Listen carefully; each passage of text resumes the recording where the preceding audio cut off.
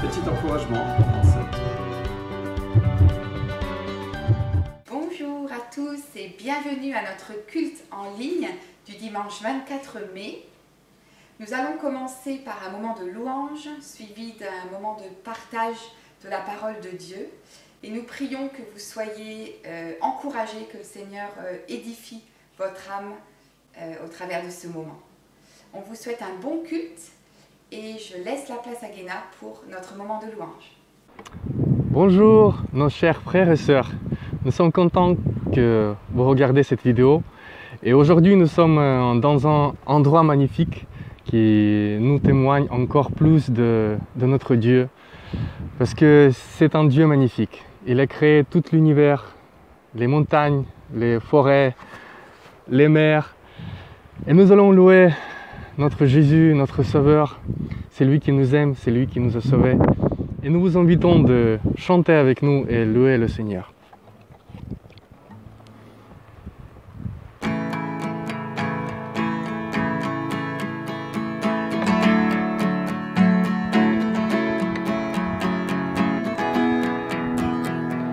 L'Éternel est mon berger, de rien je ne manquerai.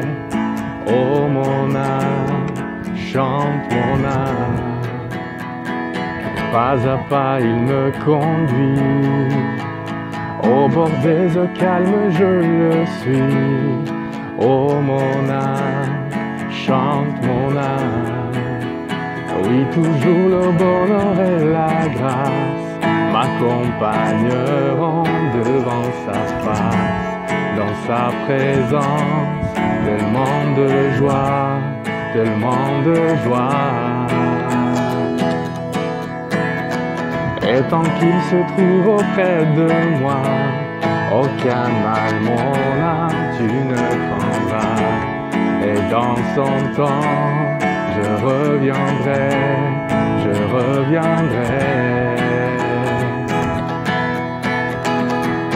Et si je traverse encore la vallée de l'ombre de la mort, oh mon âme, chante mon âme, puisqu'il m'aime le premier, non rien ne pourra me séparer de son amour, de son amour.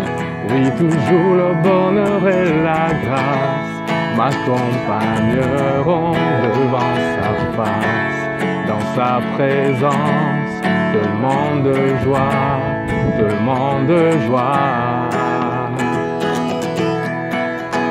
Et tant qu'il se trouve auprès de moi, aucun mal mon âme tu ne craindras. Et dans son temps, je reviendrai, je reviendrai. Yahweh, Yahweh, tu fais briller sur moi ton soleil. Yahweh, Yahweh, ta lumière chasse au loin des ténèbres. Yahweh, Yahweh, ta parole éclaire mon sentier. Yahweh, Yahweh, Yahweh. Bientôt il viendra me chercher, et dans sa maison j'habiterai. Oh mon âme, chante mon âme, sans cesse jusqu'au son retour. Mon âme chante son amour tous les jours, tous les jours. Oui, toujours le bonheur et la grâce m'accompagneront devant sa face, dans sa présence, tellement de joie, tellement de joie. Et tant qu'il se trouve auprès de moi, aucun mal mon âme tu ne craindras. Et dans son temps, je reviendrai, je reviendrai. Yahweh, Yahweh, tu fais briller sur moi ton soleil. Yahweh, Yahweh, ta lumière chasse en loi des ténèbres. Yahweh, Yahweh, ta parole éclaire mon sentier. Yahweh, Yahweh, Yahweh, Yahweh, Yahweh, tu fais briller sur moi ton soleil. Yahweh, Yahweh, ta lumière chasse en loi des ténèbres. Yahweh, Yahweh, ta parole éclaire mon sentier. Yahweh, Yahweh. Merci notre Dieu. Tu es un Dieu magnifique. Tu es un Dieu fidèle. Nous te remercions pour ta fidélité. Alléluia. Pour ton amour envers nous, Seigneur. Gloire à toi, Seigneur Jésus. Alléluia. Alléluia.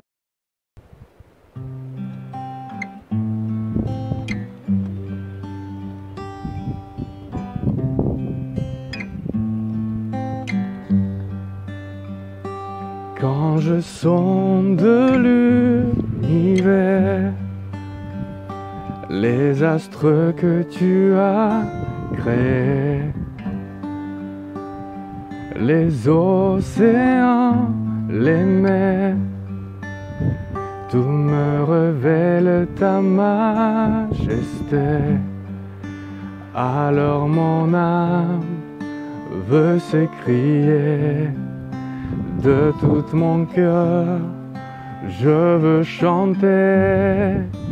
Oh Dieu, tu es infiniment grand, éternel puissant, roi majestueux.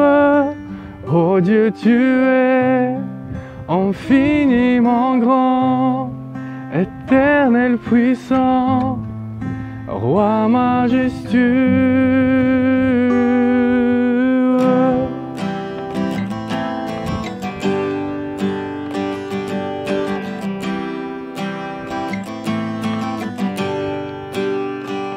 Quand je songe que tu m'as fait, que tu t'es révélé à moi, que pour moi tu as tout créé, tout me révèle ta beauté. Alors mon âme veut s'écrier de tout mon cœur, je veux chanter. Alors mon âme veut s'écrier de tout mon cœur, je veux chanter. Oh Dieu, tu es infiniment grand, éternel puissant, roi majestueux. Oh Dieu, tu es infiniment grand, éternel puissant, roi majestueux. Oh Dieu, tu es infiniment grand, éternel puissant, roi majestueux. Oh Dieu, tu es infiniment grand, éternel puissant, roi majestueux.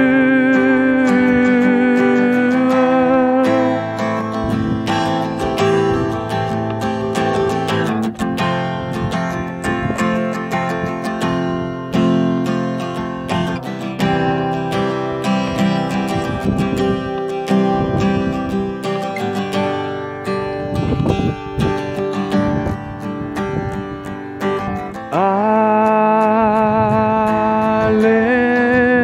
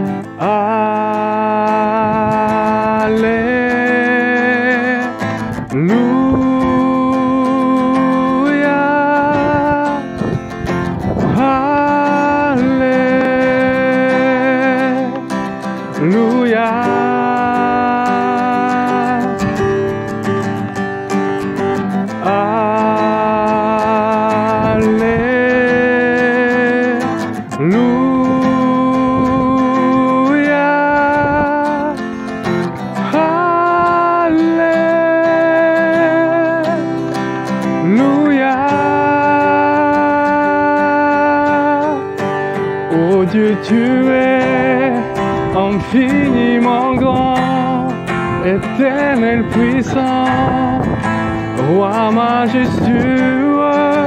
Oh Dieu, tu es infiniment grand, éternel puissant, roi majestueux.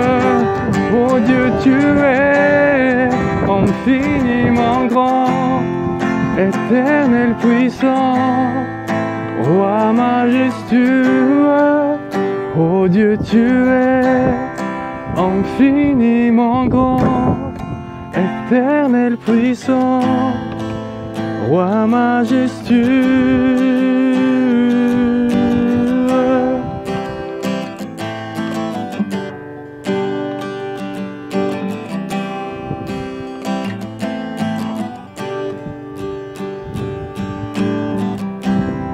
Amen. Bonjour à tous. Avant de regarder la parole de Dieu ensemble, avec le déconfinement progressif, nous savons que pour l'instant, on ne peut pas faire des déplacements au-delà de 100 km. Et nous avons les amis Fred et Vanessa Dallet de l'église La Cité à Paris, qui sont amis de l'église et amis de Nadine et moi, qui ne peuvent pas se déplacer, mais avec la technologie peuvent nous envoyer leurs salutations. Alors, voici leurs salutations à notre assemblée. Bonjour l'église à Rochefort. Bonjour. C'est une joie de pouvoir partager quelque chose avec vous. Nous sommes Frédéric et Vanessa Dallet, basés à Paris, et nous menons l'église La Cité. Et on connaît déjà beaucoup entre vous et ça nous fait toujours plaisir de parler avec vous. Oui, et de vous voir aussi. On espère vous voir à un moment ou à un autre. Un petit encouragement pendant cette période folle de notre part. Hébreux chapitre 1, verset 3 nous dit que Jésus soutient toutes choses par sa parole puissante. Et ce mot soutient, ça veut dire le fait qu'il porte, que tout est dans sa main, qu'il porte toutes choses envers ses plans, envers son destin. Alors on voulait juste vous encourager ce matin que Jésus règne. Ça continue qu'il siège à la droite du Dieu suprême. Jésus est assis, il n'y a pas de panique au ciel. L'Église, dans des moments d'épreuve, on peut voir, l'Église a toujours prospéré. Et nous prions pour vous que vous pouvez prospérer pendant cette saison, parce que ça nous force à fixer nos yeux vers Jésus. Ça nous force à regarder vers lui et de persévérer dans notre foi, dans l'espoir qu'on a. Oui, notre espérance est en Jésus. Et lui, il ne change pas. Toute autre chose change, on sait, on voit ça très bien à ce moment-là. Mais Jésus, il est notre espoir et il ne change pas. Amen. Amen. On pense à vous, on vous aime, on aimerait tellement venir vous voir et être avec vous.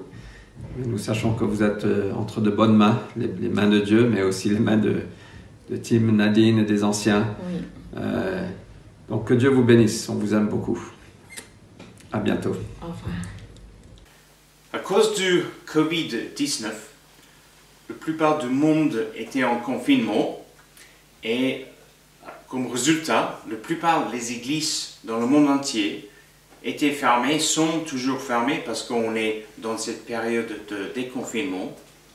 Et comme conséquence, il y a eu plus de 2 mois, pas de culte, pas de louange où on est ensemble, pas de programme pour les enfants où les enfants puissent être rassemblés avec leur moniteur, monitrice, pas de réunion pour les jeunes, pas de réunion de groupe de maison, pas de réunion de prière, pas de prédication en direct avec les personnes physiquement présentes.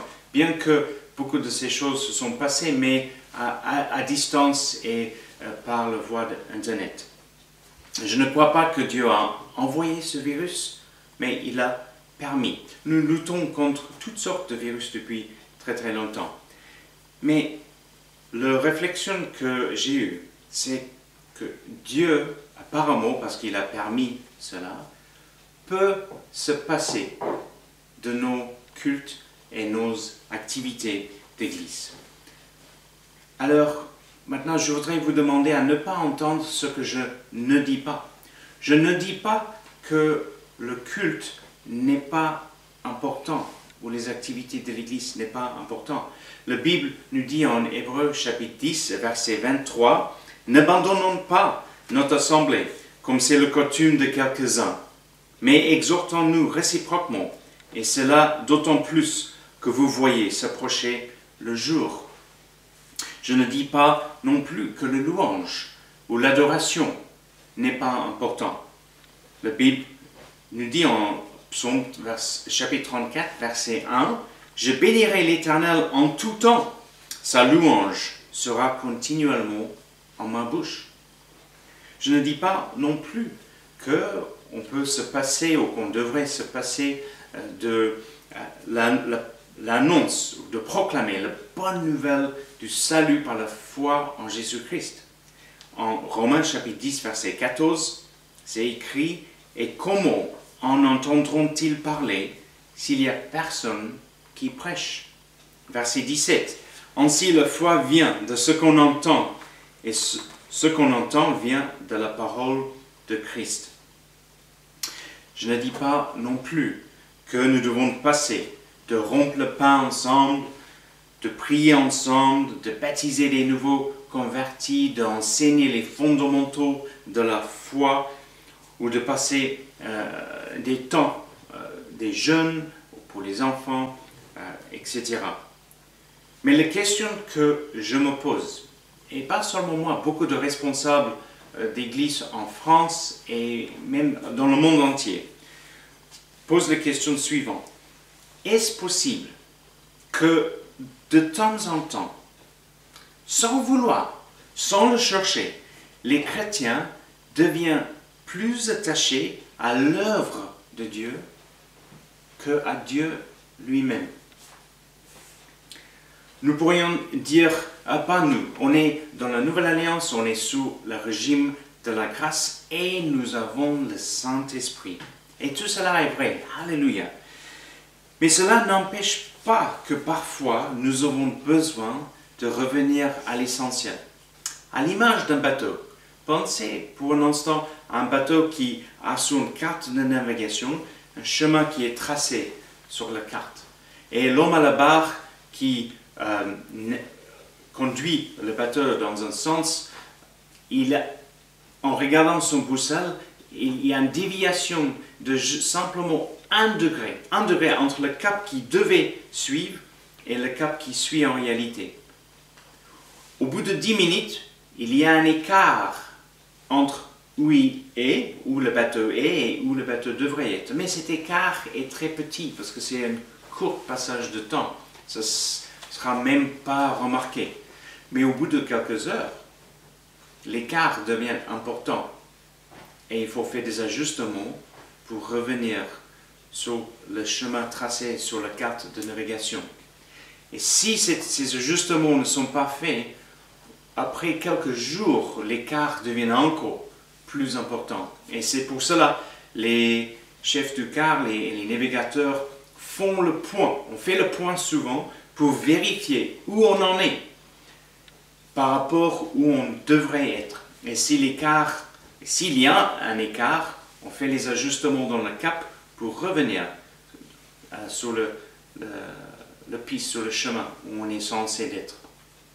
Et avant les systèmes de navigation par satellite, les navigateurs sortaient leur sextant. Dès qu'il faisait beau, le ciel était clair, tôt le matin et le soir, fait l'observation des étoiles et le soleil à midi pour faire le point, pour vérifier leur position actuelle par rapport où ils devraient être. Des fois, je voudrais vous proposer que nous, les chrétiens, on est un peu comme ce bateau, ou comme un bateau à cet égard. Et nous avons besoin de faire le point dans un sens spirituel. Et des fois, nous avons besoin également de faire les ajustements dans notre cap. Souvent, cette réalisation qu'il y a un écart et la réalisation qu'il faut faire un ajustement est faite dans notre intelligence par l'aide du Saint-Esprit qui nous éclaire et qui nous conduit dans toute vérité. Mais je voudrais vous proposer que le désir de vouloir se procher de Dieu, le désir de vouloir faire des ajustements dans notre vie, ça vient de notre cœur. Jésus a dit, là où est votre trésor, là sera aussi votre cœur. Je prends par exemple un couple. Pour ceux qui sont mariés, si nous négligeons, si on néglige notre époux, notre épouse, sans vouloir, sans intention, on ne prend pas le temps qu'il faut pour être connecté et en communion, et de communiquer avec notre épouse, notre époux, au bout de quelques jours, c'est pas bien grave. Mais si ça reste comme ça, après des semaines, après des mois, l'écart devient de plus en plus grand. Et il faut on se rend compte et faire des ajustements. Alors si ça peut se passer dans un couple qui s'aime, je vous soumets que cela peut se passer entre nous individuellement et Dieu, dans notre relation avec Dieu. Ça peut se passer entre les églises et Dieu et l'Église universelle et Dieu. Alors pour en prendre conscience, le Saint-Esprit nous aide, le Saint-Esprit nous éclaire. Et Dieu sert également de nos amis chrétiens. Combien de fois j'ai reçu un texto, un email, un message, un appel téléphonique d'un ami avec un message d'encouragement, un verset biblique pour moi, peut-être une parole pour moi, une image prophétique pour moi. Et c'était juste un encouragement, mais le Saint-Esprit me parle à travers ces partages, à travers ces messages et me fait comprendre qu'il y a des ajustements à faire dans mon cœur. Souvent, le Seigneur sert de nos moments d'église, la vie de l'église, pour nous parler. Combien de fois, au sein d'un culte, il y a peut-être une parole prophétique qui nous parle, une parole de connaissance qui est pour nous, ou juste à travers les paroles des chants, ou la prière de quelqu'un, ou à travers la prédication que le Saint-Esprit nous parle à nous. En lisant la Bible, nous voyons en Israël, le peuple de Dieu, pendant la période de l'Ancienne Alliance, que ce peuple a eu des hauts et des bas spirituels dans leur marche avec Dieu, dans leur relation avec Dieu. Quand vous lisez les livres historiques de l'Ancien Testament, 1 Samuel, 2 Samuel, 1 Roi, 2 Rois, 1 Chronique, 2 Chroniques, et en lisant ces livres en parallèle avec les prophètes, nous voyons qu'il y avait des moments forts dans l'histoire d'Israël où le peuple était consacré à Dieu et bénéficiait de la bénédiction, la présence de Dieu, la main de Dieu sur eux. Et d'autres moments où ils s'écartaient de Dieu, s'éloignaient de Dieu. Et si les ajustements n'étaient pas faits, s'il n'y avait pas un appel, s'ils n'ont pas écouté l'appel des prophètes pour se repentir et se procher de Dieu de nouveau, souvent ils tombaient même dans le piège de l'idolâtrie. Et même pendant cette période, l'Ancienne Alliance, Dieu faisait un appel à la circoncision du cœur et pas seulement la circoncision de la chair. On peut en lire en Deutéronome chapitre 30 et l'apôtre Paul en parle également en Romains chapitre 2. La circoncision de la chair parle de le respect de la loi, mais la circoncision du cœur, qui ne peut pas être fait par les hommes, est plutôt un désir au fond de soi-même, de notre être intérieur, à vouloir connaître Dieu, à vouloir suivre Dieu, à vouloir vivre honorer Dieu. Je voudrais vous soumettre que quand les chrétiens deviennent plus attachés à l'œuvre de Dieu qu'à Dieu lui-même, quand les chrétiens deviennent plus attachés à l'Église plutôt qu'à l'époux de l'Église, celui qui nous a rachetés, quand l'Église oublie que Christ est l'époux de l'Église, il y a un danger pour nous. Il y a un danger que nous devions plus attachés à l'outre plutôt que le vin. Nous devions plus attachés à la forme des choses plutôt que le fond des choses. Et on devient attaché, en tout cas notre attention peut être facilement focalisée sur les activités de l'Église plutôt que sur celui à qui nous rendons le culte. Les activités du culte plutôt qu'à celui que nous voulons adorer et honorer dans notre culte. Et petit à petit, notre cœur peut s'éloigner, peut avoir cette petite déviation. Il y a un petit écart entre nous et Dieu. Et à mon sens, le constat que je fais, c'est que le résultat est souvent prend une de deux formes. Ça peut être soit le désir de plaire aux hommes, ou soit un désir à plaire à soi-même. Quand c'est le désir de plaire aux hommes, c'est souvent une approche légaliste. Faites ceci, ne faites pas cela. C'est une forme déguisée d'un retour à la loi et la recherche de l'approbation des hommes plutôt que l'approbation de Dieu. L'autre danger, le désir de plaire à soi-même, est souvent une approche libérale. C'est l'approche qui dit « je suis libre à faire ce que je veux et alors je vais faire ce que je veux, que personne me dise autrement ». L'homme et la femme de Dieu qui est en Christ est vraiment libre. Mais qu'est-ce que nous faisons avec cette liberté? Paul a dit « je suis le prisonnier de Christ ». Les deux approches s'expriment de façon complètement différente, mais les deux ont la même racine, l'orgueil. Les amis, quand Dieu a notre cœur, nous ne cherchons ni à plaire aux hommes, ni à plaire à soi-même, mais nous cherchons à plaire à Dieu. C'est le chemin au milieu, c'est le bon chemin, c'est le désir de vouloir que Dieu prenne plaisir dans notre vie et que nous soyons un sacrifice vivant pour Dieu. Vous et moi, on ne peut pas le faire tout seul. Et ça, c'est plutôt une bonne nouvelle. Parce qu'on peut vite tomber dans une forme de religiosité. Alors, pour plaire à Dieu, il faut que je fasse quoi? Il faut se rendre à Dieu. Dire, Dieu, prends le volant de ma vie. Je voudrais associer ma volonté avec ta volonté. Que ta volonté soit faite dans ma vie. Et alors, le Saint-Esprit commence à agir dans nos cœurs. La Bible nous dit en Philippiens, chapitre 2, verset 13, « Car c'est Dieu lui-même qui agit en vous, pour produire à la fois le vouloir et le faire, conformément à son projet plein d'amour. » Dieu qui agit en nous pour vouloir faire sa volonté. Waouh!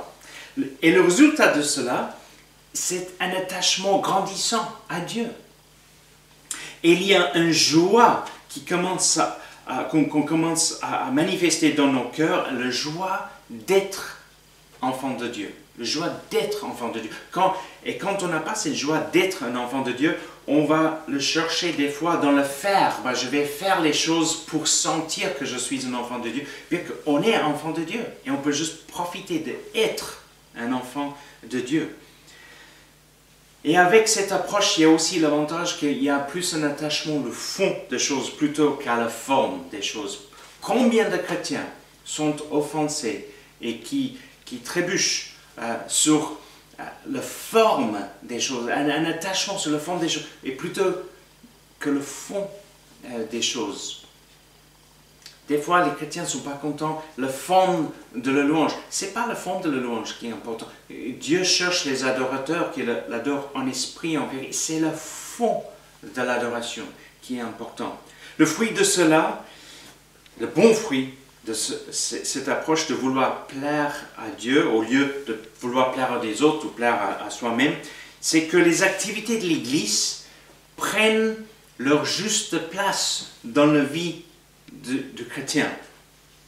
La vie de l'Église prend sa juste place. Et les activités de l'Église, que ce soit le culte, le louange, l'adoration, la prière, les réunions de groupe de mail, tout ce que nous faisons dans la vie de l'Église devient un moyen pour s'approcher de Dieu, devient un moyen pour mieux entendre la voix de Dieu, devient un moyen pour répandre l'amour de Dieu ici sur terre. Quand nos cœurs sont à Dieu, tout est à Dieu. Notre adoration, notre volonté de vouloir le suivre et de lui plaire à tout égard dans notre être. Je termine avec Romains chapitre 12, versets 1 et 2, que nous connaissons bien. Je vous exhorte donc, frères, par les compassions de Dieu, à offrir vos corps comme un sacrifice vivant, saint, agréable à Dieu, ce qui sera de votre part un culte raisonnable. Ne vous conformez pas au siècle présent, mais soyez transformés par le renouvellement de l'intelligence, afin que vous discerniez quelle est la volonté de Dieu, ce qui est bon, agréable et parfait. Ma prière pour moi-même, ma prière pour nous, pour vous, Seigneur, je voudrais que tu aies, ou je veux que tu aies la première place dans mon cœur. Et parce que tu vas occuper la première place dans mon cœur, alors je considère que c'est un privilège de s'investir dans ton œuvre. C'est un privilège de payer un prix ou faire des sacrifices pour ton œuvre. Mais il faut que c'est toi qui occupes la première place dans mon cœur et pas l'œuvre. Toi, la première place. S'il y a quelqu'un qui regarde cette vidéo et vous avez le sentiment que les flammes d'amour dans votre cœur pour Dieu ne brûlent pas très fort, vous savez quand il y a un feu et des fois il n'y a plus de flammes et des fois il n'y a même plus de braise et il suffit qu'il y ait juste une toute petite braise. Et quand on souffle sous cette braise, les flammes reviennent, il faut juste ajouter un peu de combustible et ce feu peut revenir. Je prie que le Saint-Esprit souffle dans votre cœur. Si c'est votre désir, souffle, qui souffle sur votre cœur, que les flammes dans votre cœur pour Dieu reprend. Que Dieu puisse occuper la première place dans nos cœurs. Je voudrais terminer avec cette image de jeune homme qui veut se marier. Et quand il va voir sa future épouse pour lui demander en mariage, il ne dit pas écoute, je voudrais faire ça pour toi, je voudrais faire ça pour toi, je voudrais faire ça pour toi, et ensuite je voudrais, et par la suite que tu fasses ça pour moi, ça pour moi. Qu'est-ce qu'il dit? Il dit, je t'aime et je voudrais passer l'éternité, mais le reste de ma vie avec toi. Est-ce que tu veux te marier avec moi? Après, il donne une bague comme symbole, il devient son fiancé, et c'est un symbole qu'ils vont se marier. Alors, la Bible nous dit que Jésus est l'époux de l'Église. Il a laissé cet symbole, cet engagement, le Saint-Esprit. Il revient. Pourquoi? Parce qu'il veut que nous passions l'éternité avec lui. Que nous gardons cette première amour pour Jésus-Christ. Et que dans cet amour en lui, nous trouvons notre identité, nous trouvons notre liberté et les activités de l'Église ont leur juste place. Que les flammes d'amour pour Dieu brûlent dans mon cœur et dans nos cœurs. Je vous souhaite une très bonne semaine. Pour le chant qui va suivre, chantez, louez le Seigneur et à bientôt. nous allons chanter encore un chant qui s'appelle « Plus esclaves ».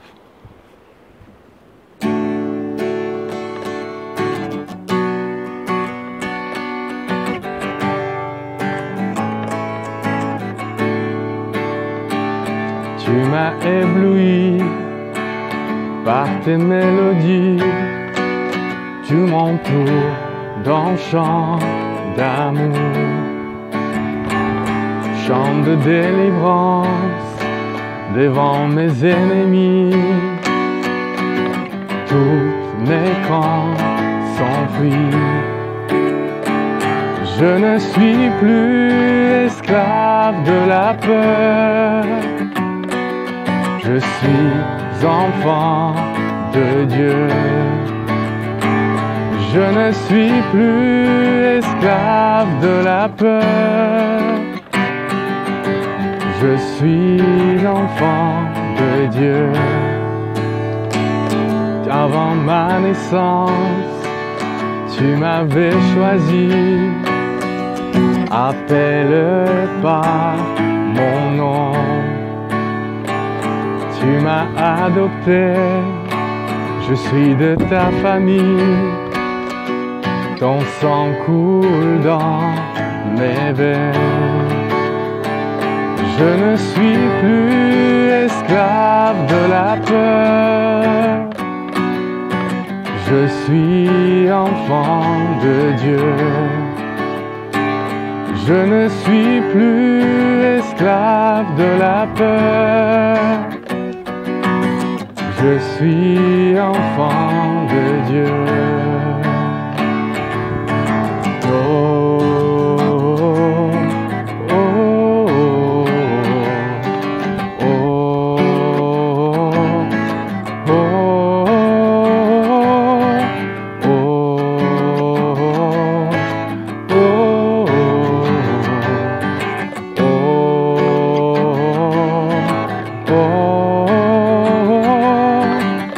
Tu fends la mer et je peux la traverser, mais perce-moi dans ton amour.